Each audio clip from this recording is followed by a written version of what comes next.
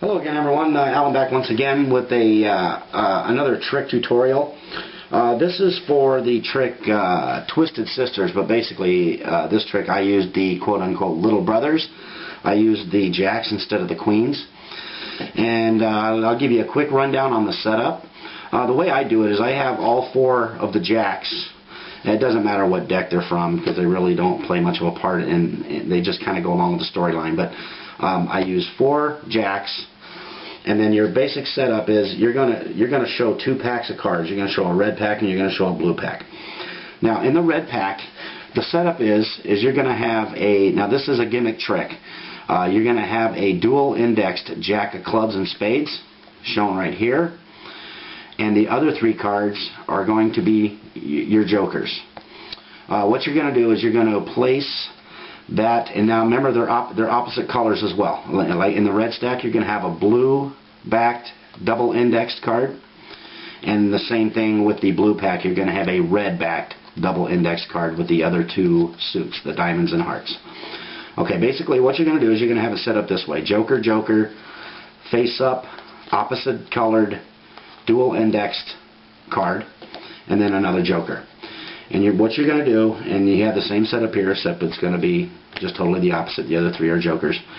And then what you're going to do is you're going to start off by laying out, a part of this is memory as well. You're going to lay out the jacks like so, just straight across. I go red and then black. Because what you're going to end up doing is changing, and this will kind of help you remember. The red jack is in the blue stack, the black jack is in the red stack.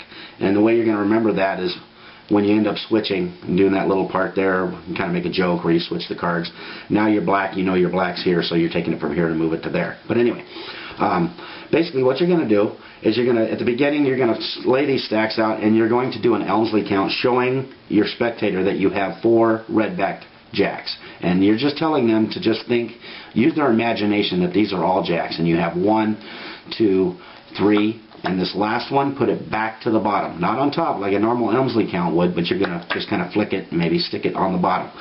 And then you're going to do the same thing with the blue stack. You're going to go 1, 2, 3, and then back to the bottom and set them down. Now you explain to your spectator that you have four of the jacks in each stack, and what you want them to do is you want them to pick a red jack and a black jack. And now you can do this with two spectators. You can have one pick the red and one pick the black or whatever.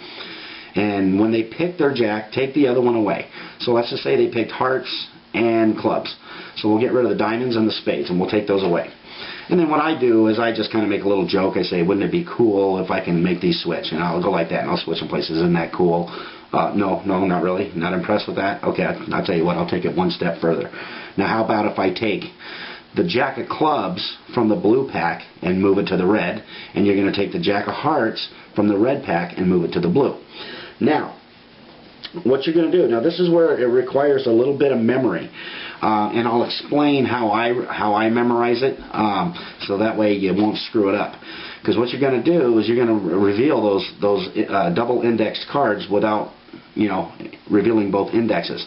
So what you're going to do is you're going to do your move where you take the black one from here and move it to here. You're going to take the red one from here and move it to there, and now you're going to expose that black card. Now the way I do it is, when I set them down to begin with, I already know the clubs is here, the spades is here.